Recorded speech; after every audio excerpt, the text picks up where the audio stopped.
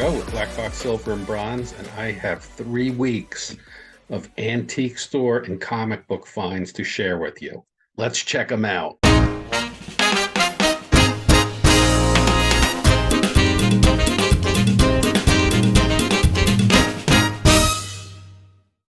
Hey, comic addicts. It's been a while since I've gotten some content up, but I've been busy with my family. My daughter flew in to see me, spent a week with me here in Tennessee.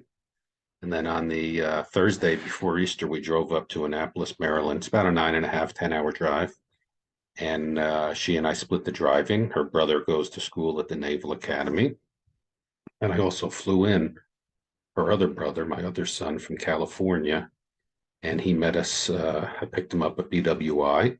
And so we spent Easter weekend, Friday and Saturday of Easter weekend together. And that was great because first time I've had all my family together in a long time.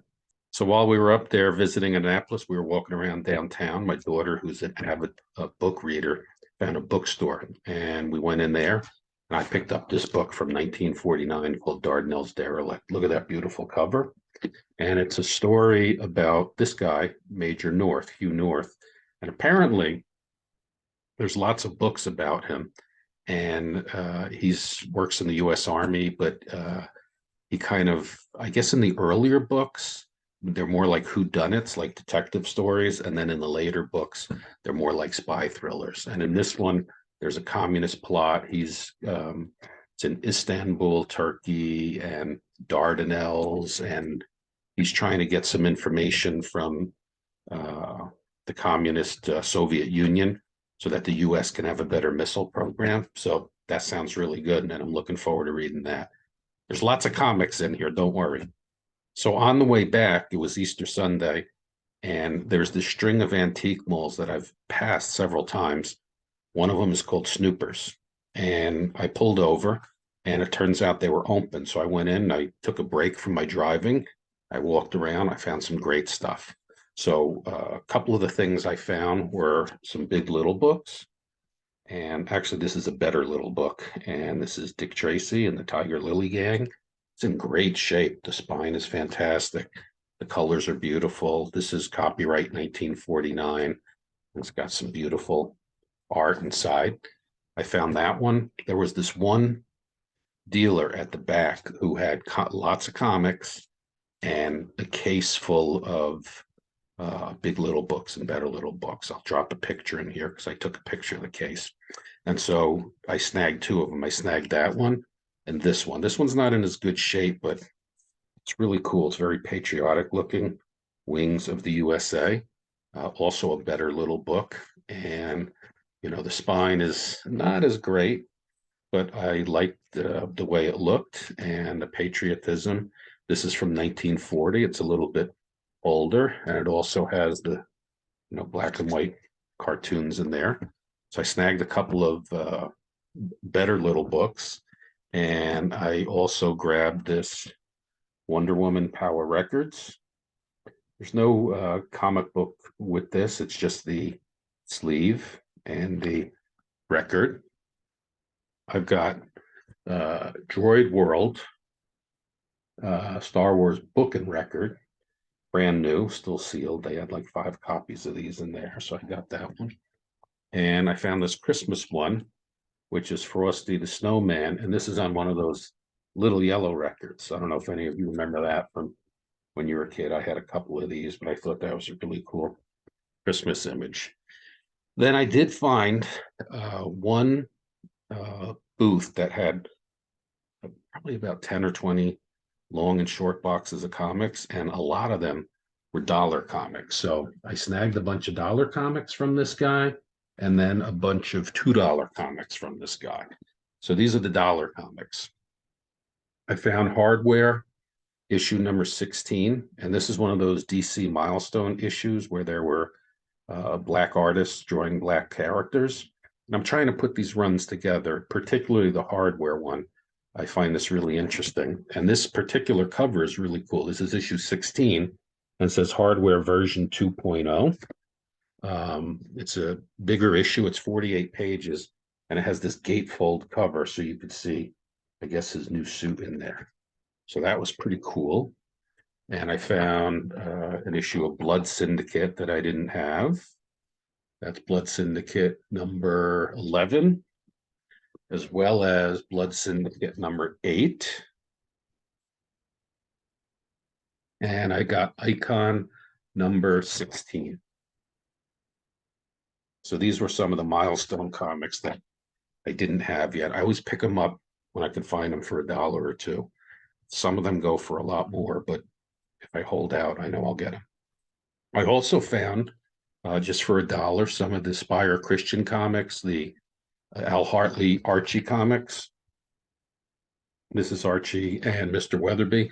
And this is actually, later on, because Spire later, these were printed under New Barbour Christian comics instead of Spire. But I'm trying to complete a run of all of those. I don't know, there's like 30 or 40 different ones. Here's Archie's car.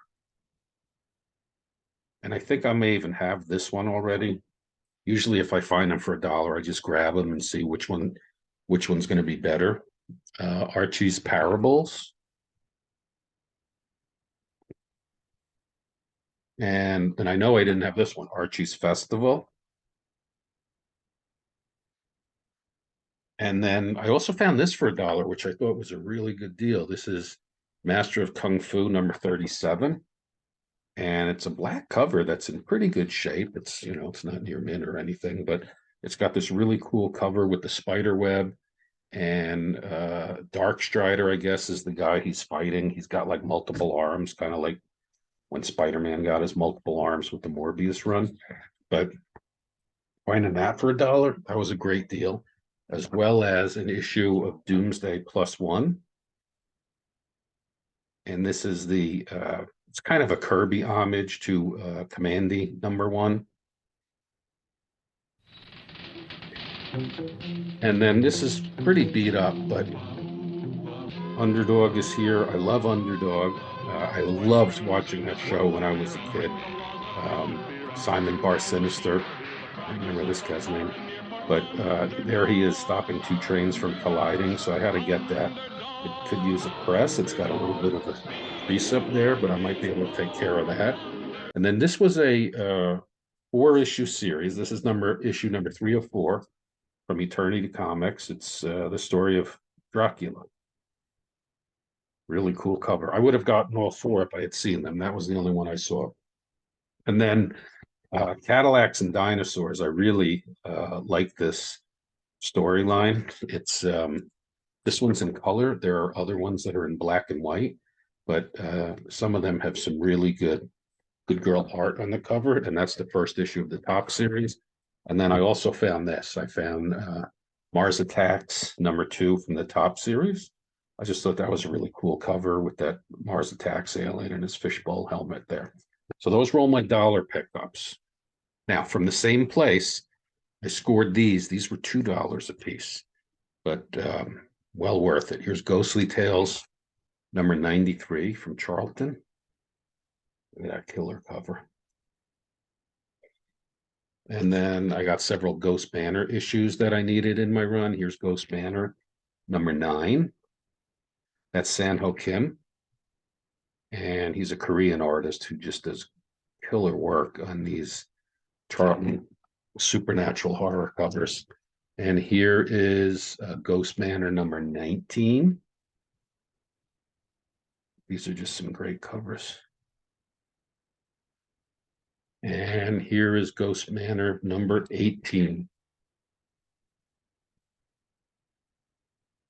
All of those were $2, as well as this one. This is Kazar number 20. Great cover for Battling Claw. Beautiful cover. This one was $2, and it's not something I was looking for, but when I pulled it out, I said, well, that's really cool. This is Little Archie's, the 42nd issue, number 42. And it says they're introducing the Mad Mod group, the Little Archies. So I guess this is cool. I thought it was a really cool cover because you got the Little Archies kind of dressed up, reminding me kind of like, Beatles kind of look there. And you got the crowds going crazy.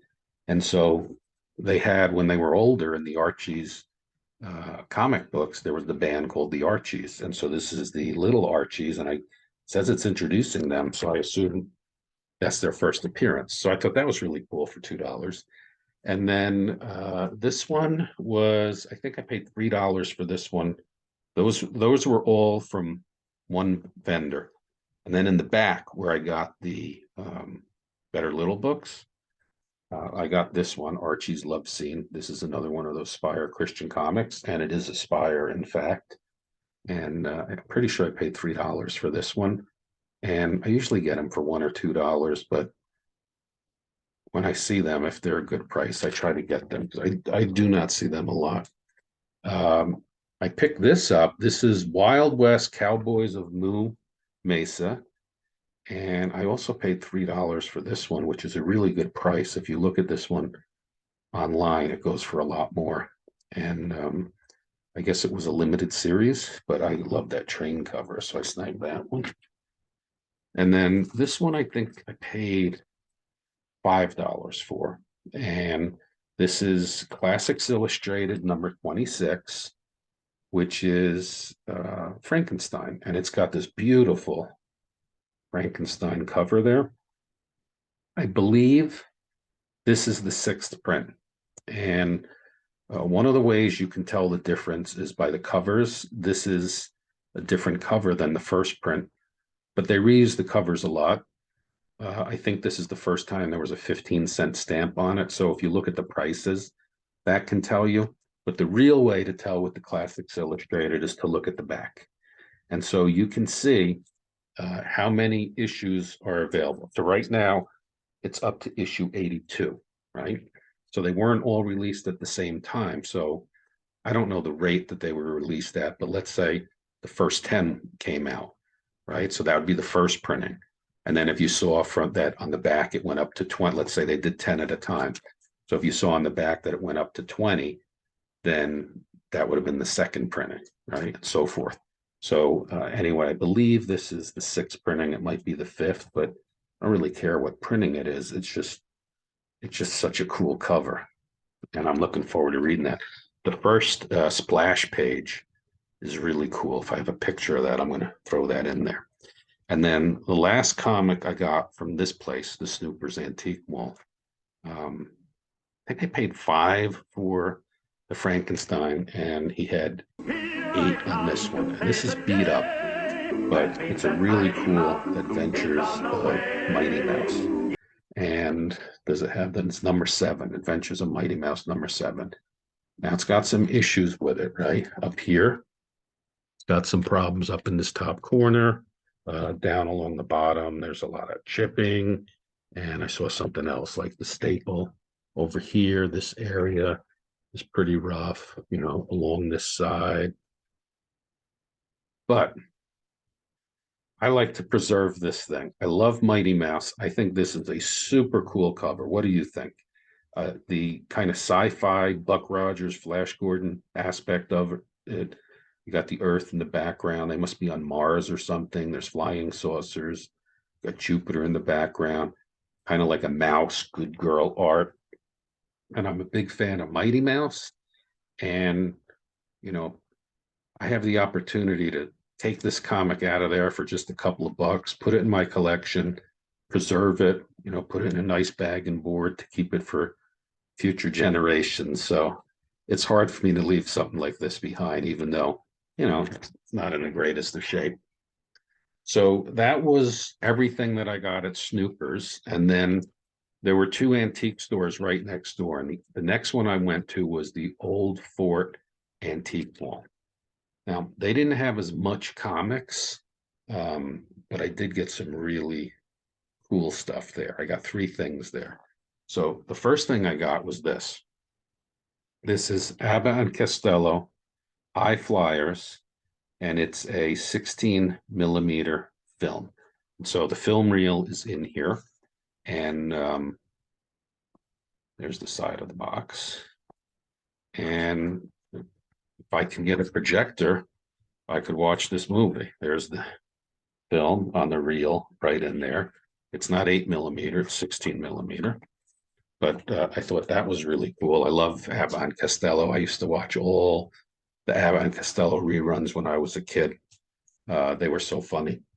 And I found this was in a dollar box. It was like 50% off. So I got this for 50 cents. Was an issue of the last of the Viking heroes. It's some Jack Kirby art.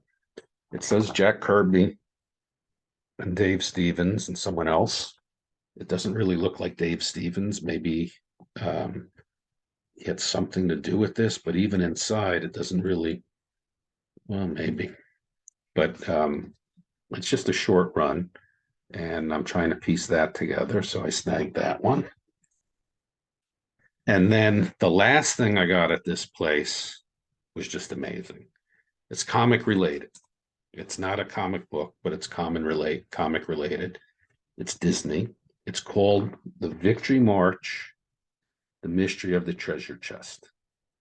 This is from 1942, I believe, if I recall correct, 1942. And it's a spiral bound children's book that is encouraging them to save war stamps to help the war effort.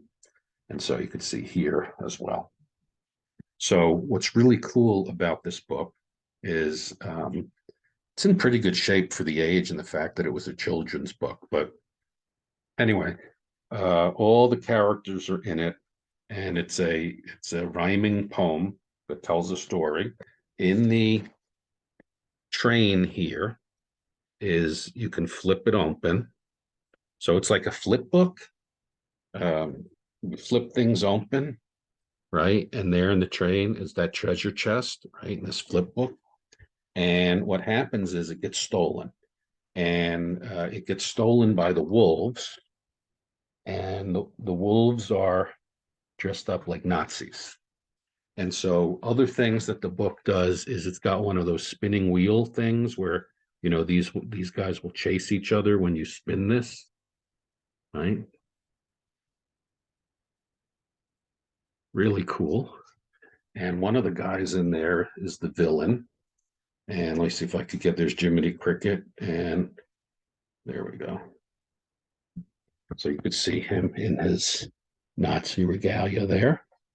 And so there are the spinning things, there are the flip tabs, and then on some pages, you get to pull the tab. Okay, so here's like the Lincoln Memorial with a pull tab, and you pull it, and that guy pops up there.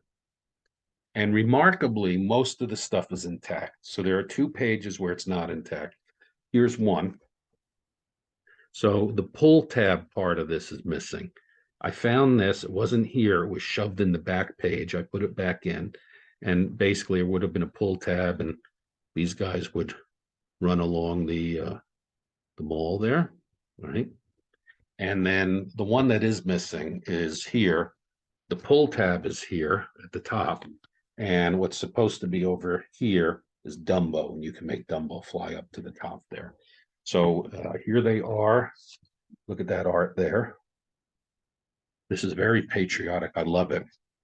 And something that's really cool about it is, so here on the second to last page, there's another thing that you could spin, and you could see, like, if you contributed with savings bonds, what would your money go to? Tanks and ships and guns and planes. So that's really cool. And then on the last page is Donald Duck, right? And he's telling you that you can get started. And this was not here. I snagged this off of eBay, but that should have been there. And that is the war stamp book that comes with, it came with one stamp in it to get you started. And so I found this on eBay with one stamp in it, and was able to complete this. So something I had never seen before, but is really super cool and patriotic for the war effort. So that was from the Easter weekend trip. Then the next weekend, I went up to see my son just by myself. He had a father-son event he had invited me to. So I was driving a lot for 2 weekends in a row. It's like a drive up for one day, spend a day or two there, drive back the next day. really tired, but worth it. Get to see my family. So on the way up, I stopped at Victory Comics in Falls Church, Virginia. I like to stop there. I found that on a previous trip. It was in a good location to stop at, and they had some great stuff. So I went there again. I did a lot of digging in the boxes, couldn't find some things I was looking for, but I did find this. This is Strange Stories from Another World. It's a golden age pre-code horror comic that has this beautiful painted cover, and inside are four horror stories. And look at this. There's so much going on this cover. You got the good girl over here. You've got the skeleton over here. There's things in the background. Looks like an alligator, a crocodile, the hands reaching down in the top, the demon face. Got this really cool back cover. And let me show you some of the interiors. So it's got four stories inside, and this comic is in amazing shape. Look at this. The Dance of the Doomed is the first one. And then what was, see if I could find some of the other ones. The Rain, the Deadly Rain. Look at that artwork. It's just, I was so happy to find this one. Here's a cool one. Vampire's Daughter. And what was the fourth one? Here it is. This is a cool one. The Flaming Witness. This is the coolest one. Look at that. The Flaming Witness. So that was the only thing I was able to get there, but that was a big pickup. Then I can visit my son on the way back. I hit an antique store in Salem, Virginia. I found this really cool bank. It's got to be from the 50s. And I think it's called like a Strato Bank. I've seen it online since I got this. Kind of looks like the moon there, right? And this is where the coins go in. And you put it up here. Now, this is damaged a little bit because there should be something sticking off the back here. But you pull this back. It's spring loaded. You put the coin on here, and then you press this button, and it launches the coin in there. But really kind of a Buck Rogers feel or Flash Gordon. I thought that was really cool. Just put it on display here in the comic room. So that was from the second weekend. And then the rest of this stuff is from today. And I got some really cool stuff from today. So I told myself that I was just going to stay home this weekend, relax, and work in the yard. And I'm a comic addict, so I can't help it. So I went out and I went down to just outside Chattanooga is a place called East Ridge, and they have like this strip mall that's all antique stores. So the first place I went to was called Crazy Daisy Antique and Collectibles. And so I got myself a big little book. This isn't old like the other ones, but still old. It's from the 60s. Bugs Bunny and the Accidental Adventure. It's number 29. It's a big little book. And this is from 1968 or 69, 1969. And some child had fun with it with his crayons. But what's cool about these is it's just like those other big little books and better little books, but they're colorized. So there's, each page is half story, half cartoon, and it's colorized. So pretty beat up, but good price. So I snagged that for a couple of bucks. I found this. This is the Southern Railway System operating rules. And so if you were, I guess, a conductor or an engineer, everybody had one of these. And so this one belonged to R.L. Taylor. And it's all the rules about how to run a railroad. It tells you like, where are these? Like it shows you, the signs that you're going to see along the way. Some of them are in color. The different lights that you'll see along the track.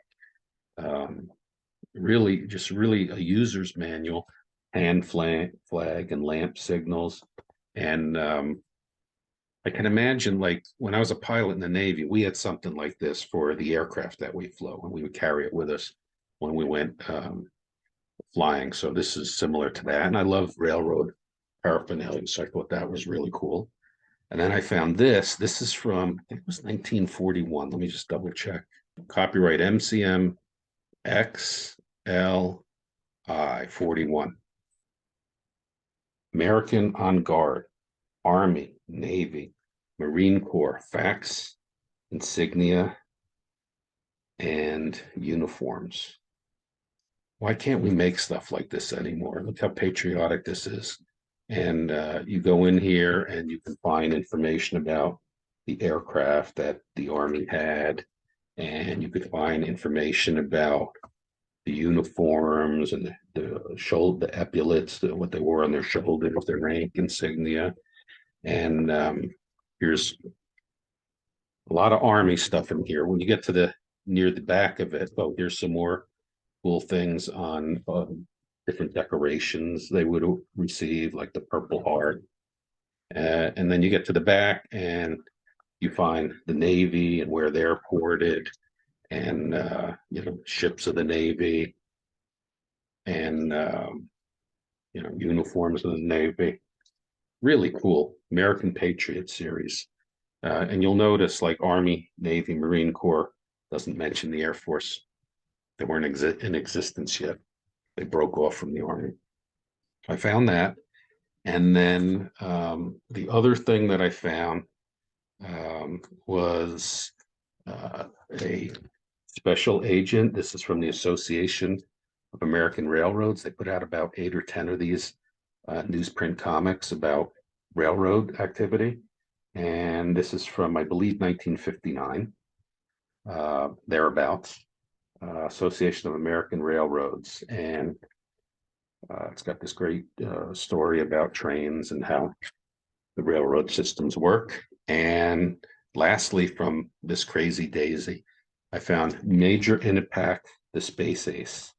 And this was put out, I'm pretty sure it was 1951, by magazine Enterprises. It's a promotional comic. And so Inepac, as best I can tell, was kind of like Ovaltine. It was a nutritional supplement that for kids that you mixed in with milk. It kind of reminds me of Ovaltine. And it's got this terrific sci-fi cover. Very cool. So the last place I went to was another mall right next door. This one was called Easttown Antique Mall.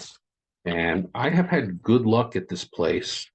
I've been there, this is maybe my 3rd time, and I found some great stuff there. So this is All Aboard Mr. Lincoln.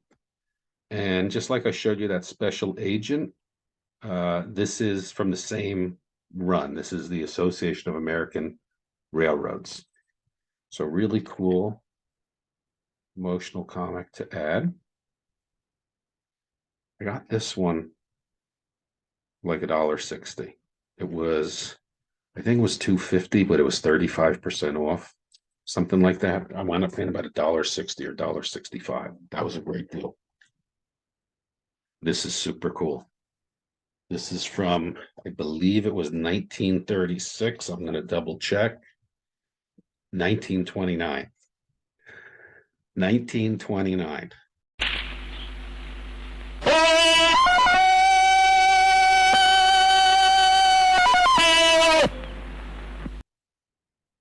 Tarzan book number 1.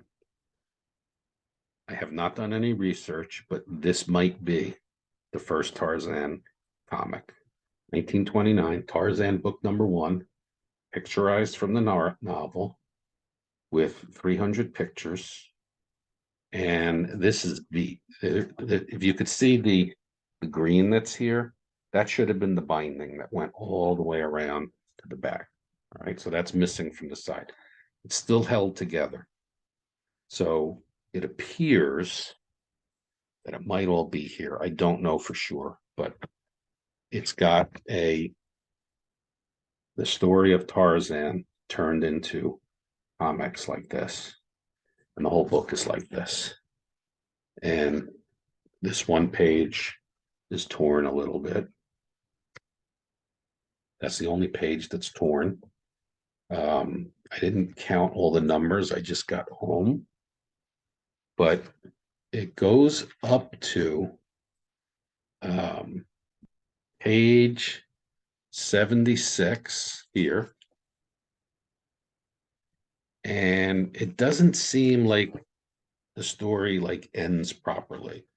So there may be some pages missing from the back of this book. I'm going to have to do a little research, but it is so darn cool. It is so darn old. That side's better. That's the back cover. That I had to get it. I paid $30 for it. What the heck? They have them on like online for $250. So I figured for $30, I'll take it and I'll enjoy what's there. And then this is the last thing. This was in the second antique store. This is the first thing I found. It was in the case behind something. I barely saw a little bit of it. And I thought it was what it was. So I asked the guy, he came over with the key, had to move some things and take this out. And sure enough, it was what I thought it was. And it's a really big book. This is Del Giant number 48, which is the first appearance of the Flintstones in comic books. And I got this for a steal. So I'll tell you, I paid $85 for this. And this is a 6570. It's complete. Everything is there. The only real issue, there's two issues. Right down in this corner, there's a little bit of a stain there. But I was looking at the grading and it said if you have like a water stain less than the size of a quarter or a dime or something like that, the grade can stay. That's it.